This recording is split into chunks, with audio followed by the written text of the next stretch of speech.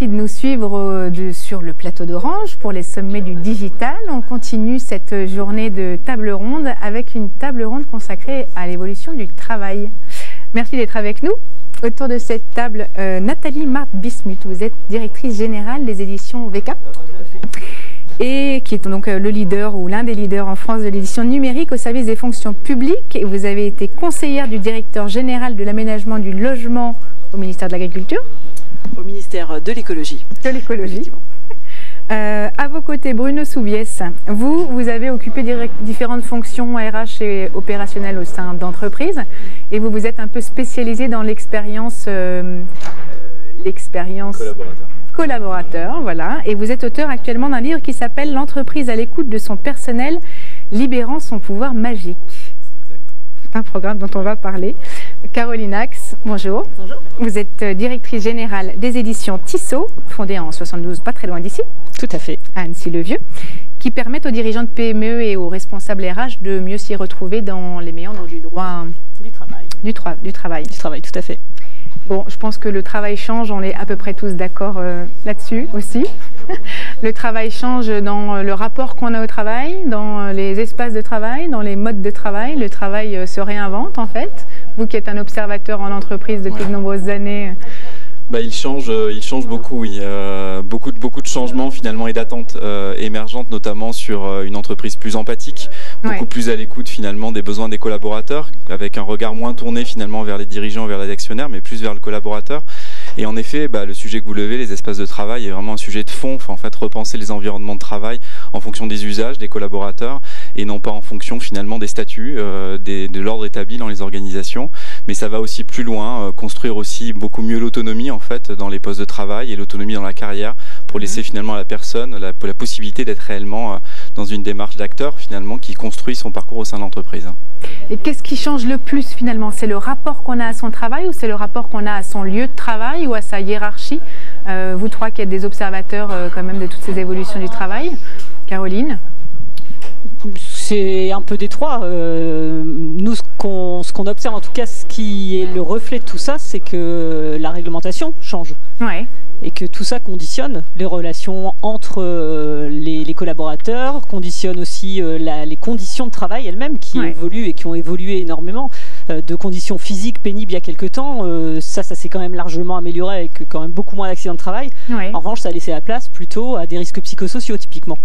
Donc ça, c'est la réglementation après qui vient après. En tout cas, c'est une manière de voir à travers cette réglementation tout ce qui peut changer. Et sur la réglementation, justement, si on reprend même à la base la loi et son texte, est-ce que c'est pas un peu anachronique? Est-ce qu'aujourd'hui, les règles, les lois sont en phase avec l'évolution du travail? Moi, je pense que ça va même dans le bon sens. Ah oui? À l'inverse? Qu'à l'inverse, ça va dans le bon sens. En tout cas, on est en train d'assister, depuis 2 ans, enfin, nous qui travaillons là-dedans, je peux vous dire que entre les lois depuis El Khomri, les premières Macron, les ordonnances Macron et j'en passe, ça s'est largement accéléré. Alors pour le mieux ou pas, chacun son point de vue, mais en tout cas, il y a une vraie volonté de réformer ce droit du travail dont on dit, et pas toujours à tort, qu'il est très rigide. Mais en tout cas, il y a une vraie volonté de l'assouplir, de le rendre aussi bienveillant ou mieuxveillant sur bien des aspects. Donc moi je trouve que ça va vraiment dans le bon sens avec un point clé qui est de laisser plus de place entre la vie professionnelle et la vie personnelle. Donc non, je trouve pas que ce soit anachronique, en tout cas ça l'est plus, je trouve, et j'ai l'impression qu'on va vraiment vers le collaborateur sera au centre demain de cette réglementation. Mais justement, c'est le collaborateur et le premier texte de loi dit quand même, c'est la subordination qui aujourd'hui régit un peu le droit du travail. C'est une notion qui est... Ouais, mais c'est un mot qu'on n'entend plus trop en entreprise. Je sais pas ce que tu en penses, ou même dans le public. Oui, y compris dans le public, parce qu'on voit aussi dans des réformes importantes au niveau de la fonction publique, notamment avec la loi RIFSEP, qui justement met le salarié ou l'agent, puisqu'on parle plutôt d'agent en fonction publique, au cœur du dispositif, avec des fonctionnements, un changement de rémunération qui intègre justement une certaine forme de suggestion, d'implication de l'employé ou de l'agent dans son travail, pour recréer une certaine motivation et mettre vraiment l'individu au cœur du dispositif et le responsabiliser et lui donner aussi envie et une motivation donc oui, il y a vraiment, je pense, un effet positif au niveau des lois. Ouais. Et pour ce qui est de la fonction publique, on parle beaucoup du CAP 2022, c'est la modernisation de l'action publique. Et la modernisation de l'action publique, elle touche aussi beaucoup les RH, et pas que en termes de rémunération, mais aussi d'évolution du travail, d'évolution des postes. Le digital fait évoluer beaucoup les façons de faire, les modes de faire. Vers plus d'autonomie aussi dans la fonction publique. Vers plus d'autonomie, oui, et de responsabilisation des salariés. Alors aujourd'hui, quels sont les modes de travail qui sont les plus plébiscités ? C'est pas évident à répondre parce que je pense que ça dépend des réalités des entreprises, mais ce qu'on voit, c'est clairement une émergence très forte en fait des logiques de télétravail, des logiques d'espace partagé, d'une porosité finalement beaucoup plus forte entre l'espace professionnel, le monde dans lequel je vis en tant que salarié, et le monde dans lequel je vis en tant que citoyen finalement. Oui, et paradoxalement, on ne veut pas rentrer non plus dans la vie, c'est très paradoxal parce qu'on veut à la fois, faire du télétravail, avoir plus d'autonomie, etc. Mais on veut surtout pas toucher à l'espace privé. Donc c'est un peu des fois paradoxalement antinomique. Et c'est aussi peut-être pour ça que je me dis qu'il faut peut-être pas aller non plus trop loin. C'est vrai qu'il y a beaucoup d'opérations de communication, de marques externes sur des logiques, on en parlait, de bonheur au travail, de choses comme ça qui sont peut-être un peu excessifs. Finalement, par contre, essayer de viser cet équilibre salutaire finalement entre de la protection et finalement du mieux-être en entreprise me semble être quelque chose d'assez, mais par contre de manière très pragmatique, avec des petits pas de bon sens, on va dire, qu'on peut opérer. Sur les espaces de travail notamment ? Sur les espaces du travail, dans le quotidien. Je veux dire, dans le quotidien que vit le collaborateur, du moment où il accède finalement à ces espaces de travail, de l'accès au parking jusqu'à les moments qu'il vit dans ses connexions informatiques, etc. Tout ce qui fait votre routine au quotidien, mais aussi dans votre carrière, les temps RH, comme on dit, de votre vie de collaborateur. Et puis peut-être aussi dans cette relation au management finalement qui est essentielle dans la transformation des entreprises aujourd'hui, que ce soit des petites entreprises publiques ou des entreprises de plus grande taille en fait. Parce qu'aujourd'hui on ne veut plus être dans un management justement très hiérarchique, le principe d'horizontalité domine dans toutes les... Non ? C'est surtout aussi au niveau des jeunes générations qui, et on l'a entendu dans les sommets au niveau d'une intervention, où ils veulent se faire plaisir et ils ne voient pas la carrière comme une fin en soi. Et ils ne voient pas non plus forcément le travail pour une fin en soi. Il faut qu'ils y trouvent du plaisir, il faut qu'ils y trouvent du projet. Je suis pas sûre que ce soit une histoire de génération. Pas forcément une histoire de génération, mais surtout les jeunes quand même sont assez... Aujourd'hui, les jeunes poussent à ça, mais c'est comme un ras-le-bol d'une situation qui a été vécue pendant certaines années, enfin plusieurs années. Donc les jeunes arrivent avec ça, mais les plus anciens sont ravis d'adhérer à ce genre d'idée. Évidemment que de passer moins de temps au travail, que d'être favorisés à pouvoir faire du télétravail, ils sont ravis et ils suivent au moins autant que les jeunes. Donc on a plus des histoires de la mobilité, de jeunes qui sont nés avec la mobilité et que voilà, ça aussi, typiquement aujourd'hui, on peut voir ça comme un plus, mais nous dans nos entreprises, il faut qu'on soit ultra vigilants. Derrière, bam, il y a la réglementation qui tombe, attention, droit à la déconnexion. Parce que le travers de cette mobilité, c'est où la vie pro, c'est où la vie perso. Il n'y a plus de cloisonnement et ça pour le coup c'est dangereux. Et là il y a vraiment un rôle à jouer pour que ça se passe le mieux possible. Mais tout ce qui va vers du bien-être au travail, ces termes qu'on entend beaucoup et pour le mieux, dans la plupart des cas quand même, quelles que soient les générations d'entreprise, ça y va à fond. Et c'est normal, on comprend bien. Oui, on entend beaucoup parler dans les termes, je trouve des termes qui sont assez amusants, on entendait parler d'open space pendant des années, maintenant c'est le flex office, il faut absolument être très autonome, on en revient à l'autonomie, sur le lieu de travail, pouvoir avoir accès à la fois à des espaces individualisés, à des espaces où au contraire on peut travailler un peu collectivement, être un peu chez soi, pouvoir être intrapreneur. Du coup, pour les RH, c'est un peu un casse-tête. C'est un casse-tête et en même temps, pour qui sait écouter ce que disent les collaborateurs, les recettes elles existent déjà en fait dans les entreprises. Les collaborateurs ont déjà testé des choses depuis bien longtemps, quelles que soient les générations. Certaines personnes ont déjà testé des modes de travail type télétravail bien avant en fait, expérimenté, caché certes. Aujourd'hui ça devient plus peut-être une notion d'urgence finalement de changer, puisque finalement il y a en tout cas une demande beaucoup plus forte qui émerge, mais qui est valable finalement dans la société dans laquelle on vit. Attendons de voir finalement comment les entreprises, les unes après les autres, à leur rythme, vont s'emparer finalement de ces sujets, les travailler avec finalement des logiques, encore une fois, de bon sens et de progressivité dans la démarche. Je pense que pour les RH, ce qui est important aujourd'hui, c'est de ne pas céder à tous ces buzzwords, parce que c'est quand même un supermarché du buzzword, entre de la souffrance au travail. Maintenant, c'est Chief Happiness Officer et il faut tous faire du télétravail, il faut tous faire de l'entreprise libérée, etc. Il faut arrêter de gober, je pense que nous clament plein de gourous.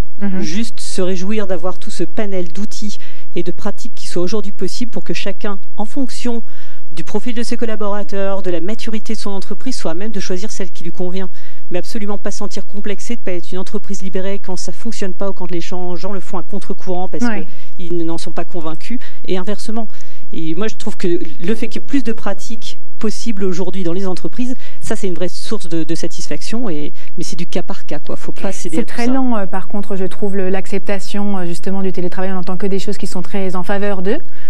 Et à la fois, c'est loin d'être monnaie courante. Mais parce que c'est pas fait pour tous les postes. C'est pas fait pour tous les métiers, c'est pas fait pour tous les postes. Pour les postes de management, c'est compliqué. Après, ça crée des inégalités dans les entreprises entre ceux qui, entre guillemets, sont éligibles au télétravail et pas les autres. C'est compliqué. Et ça peut créer très facilement de l'isolement d'un salarié par rapport à l'entreprise et à un certain mal-être aussi de ce salarié. Donc je pense qu'il faut y aller à petite dose et être très prudent sur le télétravail, de mon point de vue. D'accord. Oui, pardon Bruno. Non, moi ce que je disais en fait, c'est que je reviendrai à des choses encore élémentaires, enfin travailler l'autonomie, travailler la confiance, avant de réfléchir à des modes d'organisation, finalement remettre du sens dans l'organisation, faire en sorte finalement qu'il y ait plus de liens entre la culture de l'entreprise et l'image de la marque que vous avez à l'extérieur, et finalement après travailler tous ces points de contact que le collaborateur a, et si le télétravail s'impose comme étant une solution à un moment donné à éprouver, faisons-le. Pour des gens postés, on peut aussi les associer directement eux-mêmes à la réflexion sur des modes d'organisation qui leur permettent de mieux équilibrer leurs contraintes personnelles et leurs contraintes professionnelles. Certaines entreprises le font très bien. Par exemple, dans des univers mutualistes, une entreprise comme la Maïf aujourd'hui, dans ses centres d'appel, a vraiment encouragé ses collaborateurs en fait à repenser leur mode d'organisation, et ils ont signé des accords du temps de travail très différents selon les centres qui permettent aux personnes de se libérer. Mais je peux également vous citer Michelin sur des entreprises postées industrielles où vous avez des opérateurs qui eux-mêmes décident finalement de leur congé, de leur autorisation de sortie, voire même appellent les collègues quand ils ont besoin d'un renfort à un moment donné parce qu'il y a une surproduction. Et tout ça se fait très naturellement, et on parle d'entreprises avec des postes très fixés finalement, j'ai envie de dire, et des rythmes de travail et des cadences industrielles. Donc s'ils y arrivent, j'ai envie de dire que beaucoup d'entreprises peuvent réussir. La seule chose, c'est une vraie volonté finalement des dirigeants de vouloir assumer une forme de modernité et un discours honnête finalement sur ces questions-là. Ouais. On entend beaucoup parler aussi on parlait de la génération à venir, des slasheurs et des gens qui ne se reconnaissent pas dans un travail pour une vie ou même pour un instant de vie. Du coup, comment est-ce qu'on gère cette fragmentation? Alors, déjà, je pense c'est encore une fois du buzzword. Parce que, mais objectivement, j'entends tout ça, je peux le comprendre, etc. Juste, je regarde les manifs loi travail, les manifs nuit debout. Ces jeunes, ils clamaient quoi? On veut un CDI, on veut pas de précarité.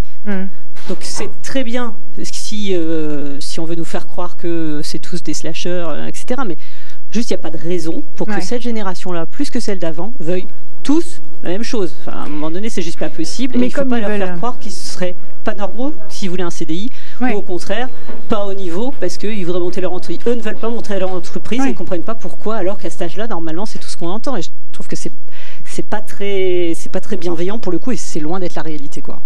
Par contre, il est certain qu'il y a une forte mobilité, beaucoup plus forte que les années passées.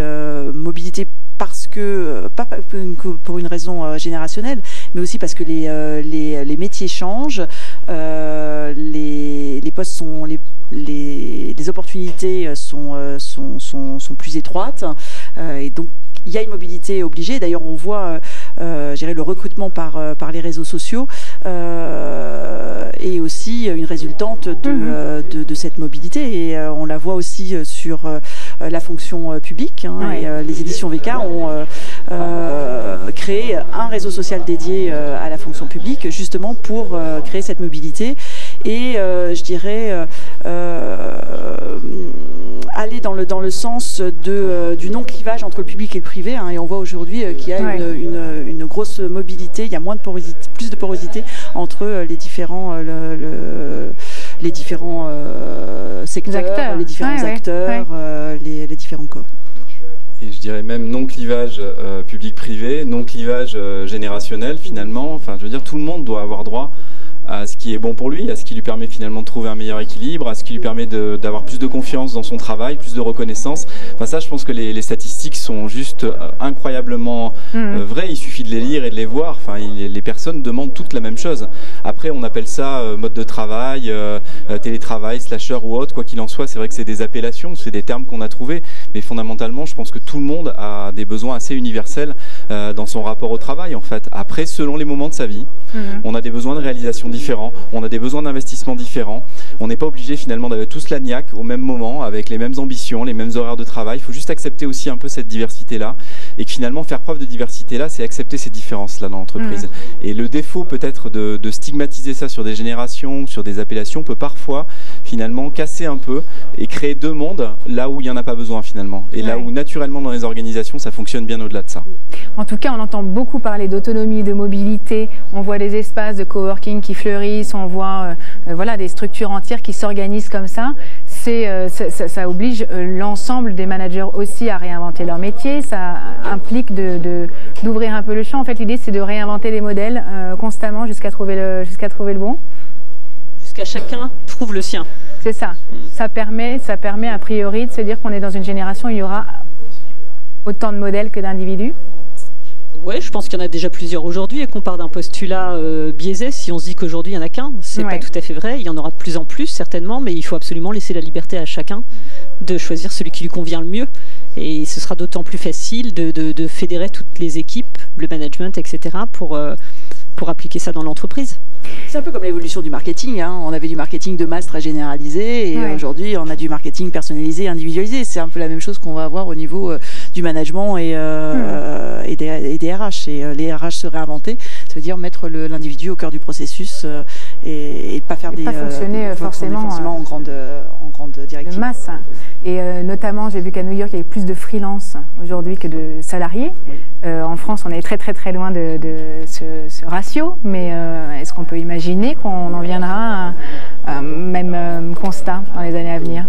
Alors, peut-être, mais en France, on a une grosse artillerie de réglementation droit social qui est parfois mal vue, mais typiquement, le CDD de projet, ça va dans ce sens-là. C'est-à-dire vous pouvez être salarié juste pour le temps d'un projet, ça vous évite quand même les risques que vous pourriez porter en tant que freelance. Vous êtes quand même salarié attaché à une entreprise avec toute la protection que ça peut supposer. Donc là-dessus, en France, on peut avoir des dispositifs qui existent et qui sont pour le coup mieux disants qu'aux États-Unis. Est-ce que ça arrivera? Oui, non, j'en sais rien, mais encore une fois, il ne faut pas négliger qu'il y a énormément de jeunes aujourd'hui qui veulent de la stabilité, parce qu'on a encore des banques qui ne prêtent pas à ceux qui n'ont pas de CDI, des agences immobilières qui refusent une location, etc. Donc tant que tout le système ne sera pas assoupli, on n'y arrivera pas. C'est même pas juste une question de est-ce que le jeune a envie de rentrer dans une boîte ou d'être freelance. À un moment donné, il est écrasé par l'administration, pas que administrative d'ailleurs, mais par les contraintes qui s'imposent à lui. C'est pour ça que vous disiez que c'était un problème culturel, vous. Oui. Et un problème de système et d'organisation. C'est-à-dire que il faut que tout le système suive. Sinon, ça ne fonctionne pas. Et on est loin du système libéralisme anglo-saxon aujourd'hui. Donc, ça prendra du temps. D'accord. Mais on n'est pas dans cette dynamique encore. Et alors, juste pour terminer sur des pouvoirs magiques qui quand même, moi, m'interroge, comment est-ce que l'entreprise, à l'écoute de son personnel, libère son pouvoir magique? En l'écoutant. En l'écoutant. En l'écoutant, en arrêtant finalement de construire des programmes en présupposant des besoins des collaborateurs, juste en les écoutant et en faisant confiance en fait au réservoir d'intelligence individuelle et collective qu'on a au sein de l'organisation. Donc c'est pas de la magie au sens prestidigitation ou autre magie noire ou magie blanche, mais typiquement c'est vraiment s'appuyer sur l'humain finalement, l'intelligence humaine en entreprise qui finalement nous ramène à se dire qu'on a des individus qu'on a recrutés comme étant motivés à la base, qui ont un cerveau quand ils franchissent la porte de l'entreprise, juste faisons en sorte qu'ils donnent le meilleur, mettons-les dans les meilleures conditions. Et c'est là finalement où le rôle du management de proximité et général dans les organisations est essentiel. D'accord. Merci à vous tous pour vos éclairages. Merci. Et puis travaillez bien. Merci. Merci de nous avoir suivis et retrouvez Laura Jane Gauthier et ses invités dans 10 minutes pour un prochain sujet consacré aux millennials.